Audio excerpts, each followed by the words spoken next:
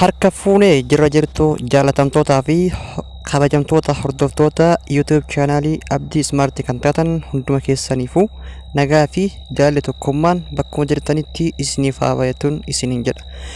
Egaa arras akkuma baratame barnoota biraatiin deebinee dhufnee jirra. Barnoonni guyyaa har'aan isiniif qabadhe akkuma gaafii keessanitti hundaa'e anne Facebook kiyya follow barbaada. Yaani aadiin kiyya akkuma shanguureera garuu nama kana ol ni barbaada akkamis Facebook kiyya akka inni yogguu namni aadiin ergatu sachuudha akka inni follow godhe akka jedhuun follow akka gaafatu gochuu danda'a. Walumaa galatti akkanitti follow baatanii irra uumachuu danda'a. Aadiin keessan guutee guutuudha baate akkamitti Facebook kiyya follow baatanii irra uumachuu danda'a. Fakkeenyaaf isa amma akka kiyyaa kana jechuudha. Isa kana jechuudha akkamitti uumachuu danda'a kan jedhu lammaffaa irratti friendota yookaan hiriyaa add friend FB kiyya jala jiru akkamitti dhoksuu danda'a. Guutumaan guututti nam tokko akka arguu hin dandeenyetti guutuun guututti akkamitti dhoksuu danda'a isa kana jechuudha. Kanneen lamaan isiniif ibsa. Namoonni reefuu gara chaanala kiyyaa dhuftan chaanala kiyya subscribe gochuudhaan eegalaa isinin jedha obboleewwan. Viidiyoon tun yoo sitti toltu qofa like godhaa. Okay, isinitti hin dheeressuu kallattiimaan gara isin dabarsa. Jalqaba irra akka isin agarsiisu Facebook irratti akkamitti Facebook kenna yoo follow hin qabaanne akkamitti nama follow gaafatu yoo inni aadii isin gaafatu walumaa galatti follow baatanii akkamitti akka uumannu isin agarsiisa nafaa tura. Jalqaba irratti as dhuftanii koornaa harka mirgaa tuqaa sadiin tana gad tuqxan namni kamuu ni beektan. Ergasii seetingii karaa dhumaa tana ni filattan. Erga seetingii filattanii akkana irraa ol harkistanii jechuudha. Followers and public content iddoo gattana gattuqtan sana booda fakkeenyaaf amma keessan akkanatti jira jechuudha. Who can follow me kan jedhu kana jalatti isinii akkanatti jira. Who can follow me kan jedhu kana irratti gad deebisaati yoo fakkeenyaaf inni akkanatti jiraata jechuudha. Akkana jira amma kiyya sirreessaa dhiifama kiyya waan sirreesse keessan kun akkana jira yoo sirreessin asirratti deebisan isin public irratti deebisanii warra kanneen hundaa jechuudha. You can see your follower on timeline kanallee public irratti deeffattanii who can see your people page in the list you kan jedhu kana mootu asirratti jechuudha. Who can see the people pages in the lists you follow kan jedhu kana jechuudha. Only irra godhaa isa kana akkanatti gad tuqaati. Who can see people page in the list you follow kan jedhu kana jechuudha. Isa kana only irra godhaa garuu akka fedha keessaniiti. As gad dhufaa kanallee public godhaa kanallee akka fedha keessaniiti garuu public yoo godhattan iddoo kannan jedhu everyone irra godhattanis bareedaadha.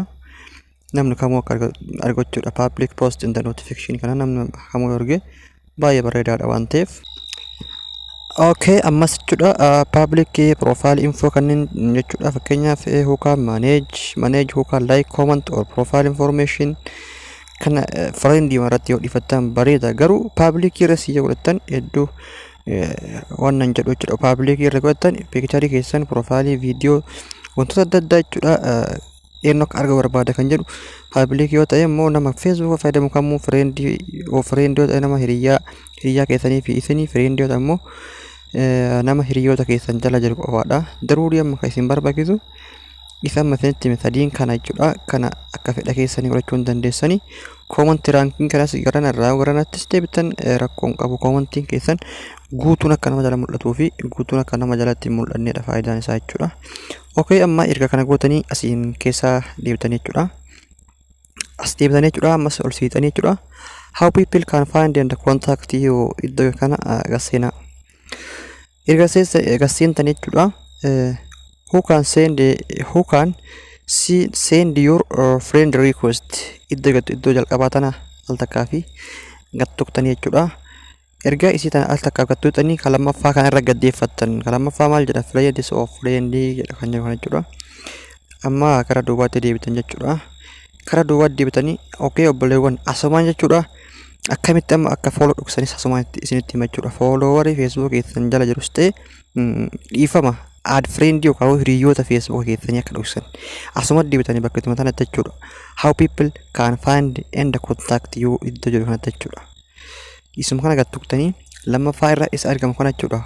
Who can see your friend list iddoo jedhu kana argatanii isa kana gad tuqaa. Fakkeenyaaf keessan amma friend kana irra akka jiraachuu danda'a. Yoon kana jiraate sii moorii tana tuqxanii karaa dhuma kanarra only kan jedhu kan argattan jechuudha. Kalas sana booda namni kamuu friend keessan arguu hin danda'u jechuudha. Okay, amma findeera kanneen lamaan keessaa baatanii as seentan bakkatee Facebook profile keessan keessa seentanii maal barbaachuudhaaf Facebook keessan follow irratti deebi'ee immoo follow irratti hin deebine kan jedhu ilaaluuf jechuudha.